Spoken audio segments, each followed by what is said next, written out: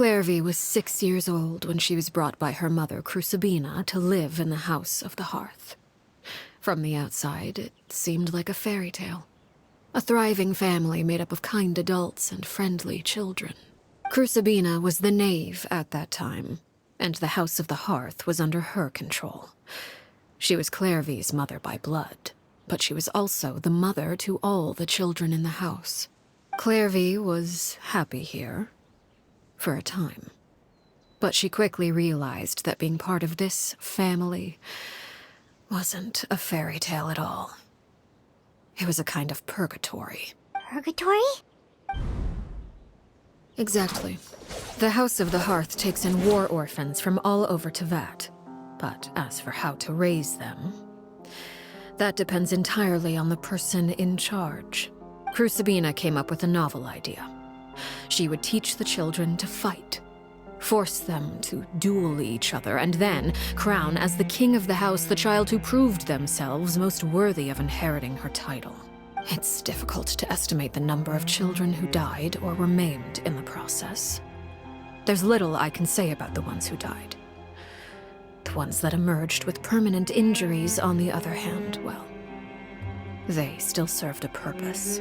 They would be handed over to the doctor to be experimented on, or sent away on dangerous missions. Nothing more than tools to be used and then discarded. So those were the experiments Clervie was talking about. But what actually happened to her? You said that Clervie was Crucibina's daughter, so if Clervie tried to convince her to stop what she was doing, Crucibina probably would have listened, right? Despite being Clervie's mother, Crucibina cared little for her daughter.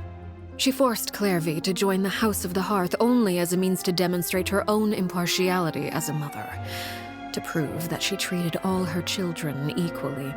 Clervie did try to convince her mother to change her ways, but it was to no avail. After her efforts failed, the only other option was to rise up and try to fight back. Unfortunately, the other children had already been thoroughly indoctrinated into the illusion of happiness Crucibina had created. Of course, there was one exception. Someone Clervie's age who knew the truth about the House of the Hearth. Her name was Perouere. Wait, the friend that Clervie mentioned? Friend, huh? I suppose we can call her that for now. Clervie was a cheerful and passionate person with a tenacious spirit. Perouere, on the other hand, was rather cold-blooded. Her cold-blooded nature allowed her to see through Crucibina's facade. Yet, it was also this cold-bloodedness that prevented her from acting against it. At least at first.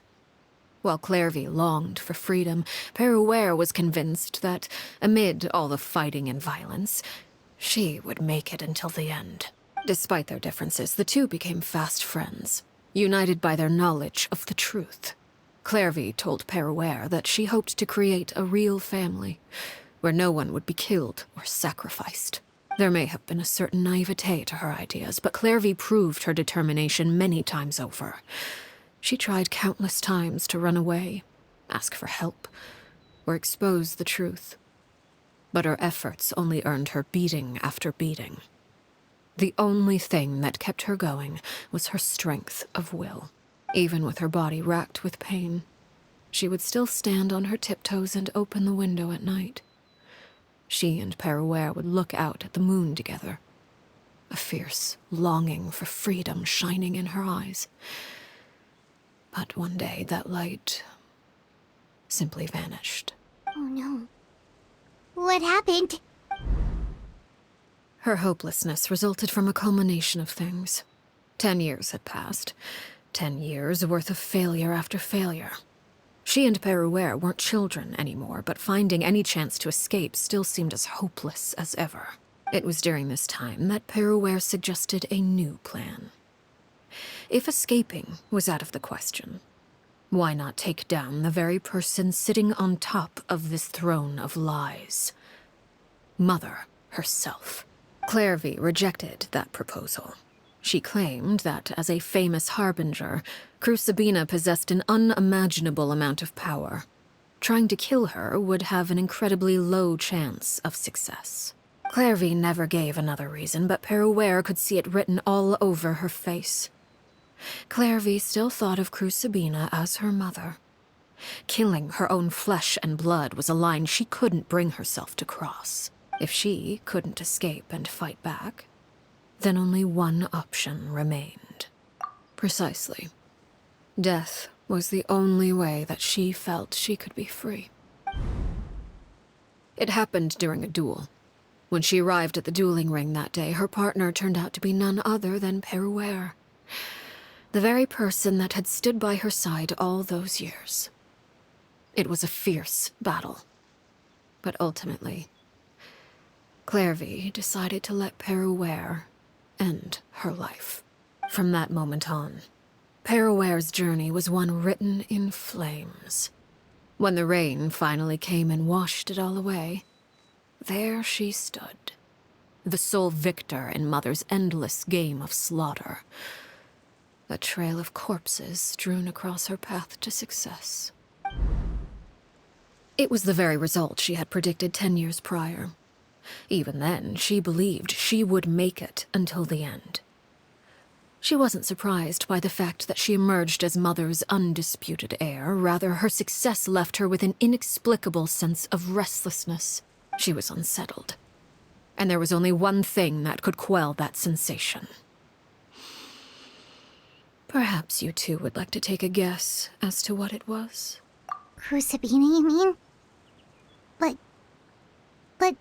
Correct. This is the place where Peruere killed her best friend. A mere year later, this is also the place where she fought tooth and nail to kill the mother they shared. The moment she acted, any conception of what was right or wrong ceased to matter. It's one of the principles of the house. Only those who survive get to write the rules. Peruere won the battle, and became a harbinger herself. After which Her Majesty, the Tsaritsa, bestowed upon her a new name. Arlecchino. So the Perry Clervie was talking about... It was you all along. You're Peruere. Arlecchino is just a name you got later. I left that name behind long ago. I must say, hearing it now does bring back memories. After I defeated Crucibina, the moniker of Mother died with her. I chose to forego the title she called herself, and even chose to give up my own name. I rebuilt the House of the Hearth under a new identity. Not only as Arlecchino, but as father. And that is where the story ends. Any more questions? Yeah. Based on what you just told us, Clervie wasn't a little kid when she was killed. So the Clervie we met... Was she really a spirit at all? I suppose you could call her an illusion born of flame. Her existence is like ashes to a fire. Something left over in the wake of blaze and ruin. You see, a certain power runs through my veins. It's not unlike a curse. My flames leave behind shadows of anything they consume. Of course, the chances of those shadows morphing into a sentient entity are exceedingly slim. Clervie is a very special case. Clervie died when she was 16 years old, but what emerged from the flames was her 6-year-old self. Her appearance wasn't the only thing affected. Most of her memories were lost to the blaze as well. Memory is a mysterious thing indeed. Losing a portion of your memories will alter your sense of self. Lose 10 years' worth, however, and it would be like living in the past. Like returning to a version of yourself that never grew up. No wonder Paimon got such a weird feeling when we were talking to her. Perhaps I should put it this way. Clervie is someone trapped in time. It may seem like she exists with us in the present, but she truly lives in the confines of her own past. So if all of that is true, then you must have known about Clervie for a long time. Indeed. She's a rather Volatile and unstable entity. Sometimes she would look after the children. She's even saved some of their lives. But other times, she would hide from me and become obsessed with revealing the truth about the house to anyone who will listen. Shadows don't have the capacity to learn or grow. Any new information they encounter is quickly forgotten over time. Your attempts to expose Clervie to sunlight. They failed, yes. The reason is actually quite simple. In Clervie's mind, the house is impossible to escape, and it is this very perception that traps her there. But no matter. All I have to do is kill her again, and all will be resolved. I don't anticipate so much as a single speck of ash will be left behind this time. Wait! Paimon can understand why you might want her gone, but isn't there another way?